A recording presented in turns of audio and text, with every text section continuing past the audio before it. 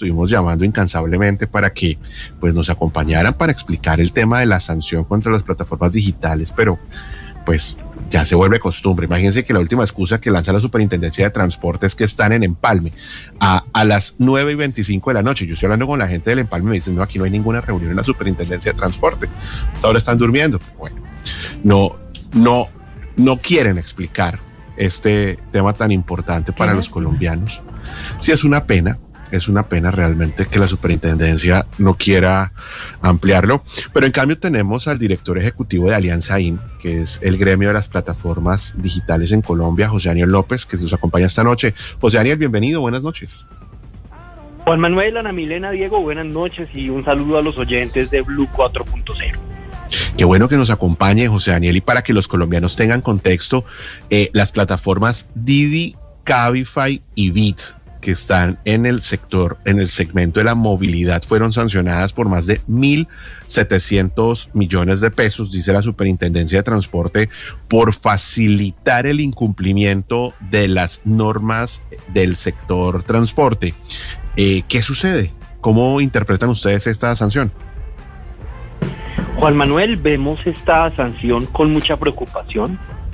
No sobra advertir que este es un sector, el de las plataformas digitales de movilidad, absolutamente respetuoso de la institucionalidad, de las decisiones de las autoridades y que las controversias en derecho se adelantarán en los conductos que existen para esto.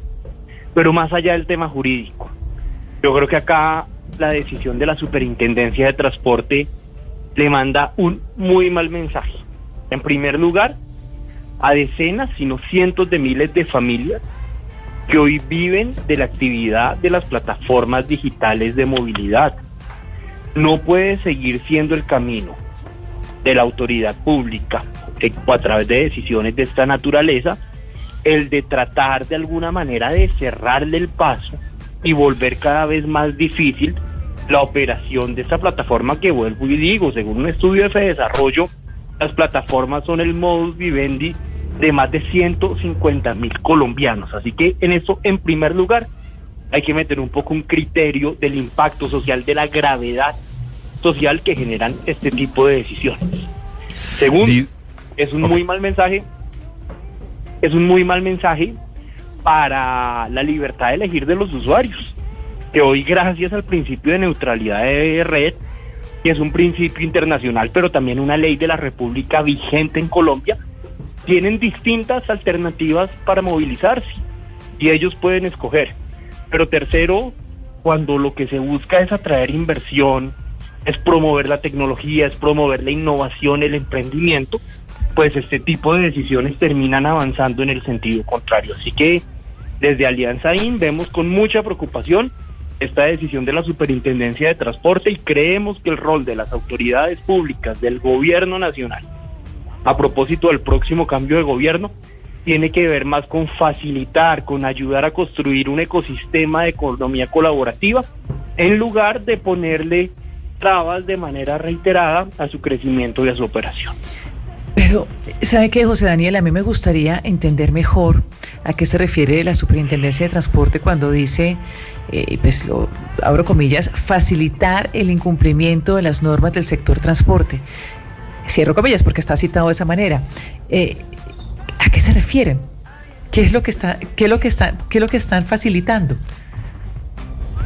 Pues, Ana Milena, eso es parte de lo que nos preguntamos. Yo obviamente pues no entraré acá a defender o a reivindicar los argumentos de la Superintendencia de Transporte, pero sí a recordar que acá estamos hablando de una actividad económica que es legal, está amparada en un principio fundamental de la comunidad internacional y de la legislación colombiana, como es la neutralidad de red.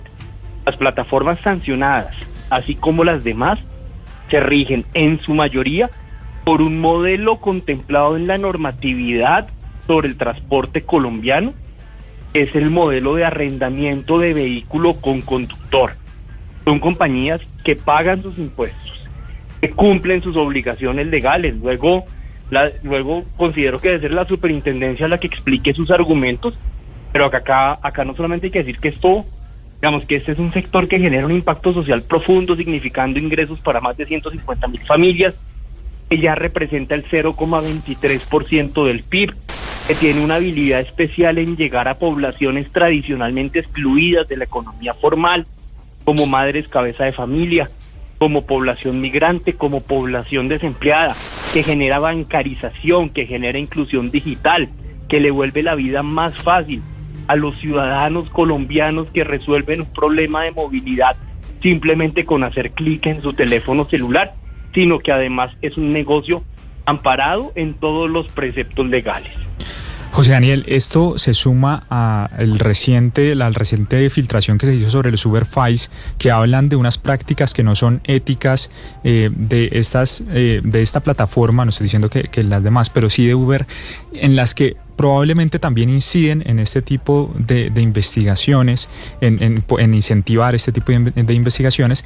¿Y cuál es el deber ser? ¿Cómo se deben tratar este tipo de noticias? Es decir, ¿qué tanto afectan esta confirmación de prácticas no tan éticas a este sector, y qué se deberían hacer con las plataformas? Es decir, ¿se debe mantener entonces los proyectos de regulación? ¿Cuál es su visión al respecto? Bueno, lo primero, en el tema de Uber hago un comentario muy corto, y es que se refiere a prácticas anteriores al 2017. En el año 2017 Uber cambia más del 90% de su equipo de trabajo, incluido su CEO, transforma sus prácticas de relacionamiento, y la propia compañía sale a excusarse por los hechos revelados, lo cual por supuesto no reduce la gravedad. Pero acá no estamos hablando de la situación de una empresa, acá estamos hablando de la situación de un sector y de los usuarios que escogen libremente su forma preferida de movilizarse, y de las familias que dependen de esta actividad. Ahí está el centro del debate, y pues sí, uno sí confía como ciudadano que las autoridades tomen las decisiones en derecho y en los tiempos procesales, y no con el periódico en la mano en función de lo que vaya orientando la coyuntura. En cualquier caso, yo creo que tanto un episodio como el otro y apuntan a un tema frente al cual desde el gremio estamos listos, vemos con buenos ojos, queremos aportar con nuestra experiencia, con nuestros datos en la discusión con el Congreso, con el gobierno, que es la reglamentación de las plataformas digitales de movilidad, que es un pendiente que ojalá el próximo gobierno, el presidente Petro, el nuevo Congreso que se posesione mañana, se decida asumir y a liderar, y desde acá va a estar toda la buena voluntad y todo el interés en que se generen reglas claras y definitivas para zanjar de una vez este tipo de discusiones. Bueno, pues ahí está, es José Daniel López, el presidente de Alianza ahí en el gremio de las plataformas digitales, a propósito de la sanción de la Superintendencia de Transporte que se dio a conocer en los últimos días, y que pone nuevamente sobre la agenda la necesidad de resolver qué va a pasar con estas plataformas que tienen cientos de miles, por un lado, de conductores y por el otro lado de usuarios que pues las siguen utilizando. Claro, ya veremos Manuel, qué sucede. En este ¿sabe momento por qué? Porque pues se ponen sanciones, pero no se reglamenta. Claro, no, pero además es que es una discusión, es increíble. O sea, un país que sigue teniendo las mismas deficiencias en transporte. Es que si uno sintiera que este gobierno y que este país avanzara en materia de transporte, pero sigue teniendo las mismas vías, los mismos problemas, la gente sigue en los mismos, o sea, sufriendo y padeciendo en las ciudades para poderse movilizar. Sigue siendo absolutamente imposible conseguir un taxi en las horas pico. Y por el otro lado, una superintendencia que pues asume que el debate no tiene nada que ver con tecnología. Es que aquí, mire, ¿sabe por qué no viene el superintendente de transporte a Blue 4.0? Porque la última vez vino y dijo aquí en estos micrófonos que el debate no tiene nada que ver con tecnología. No sé si se arrepintió, pero no volvió. Usted estaba en la Milena acá. Me acuerdo, sí.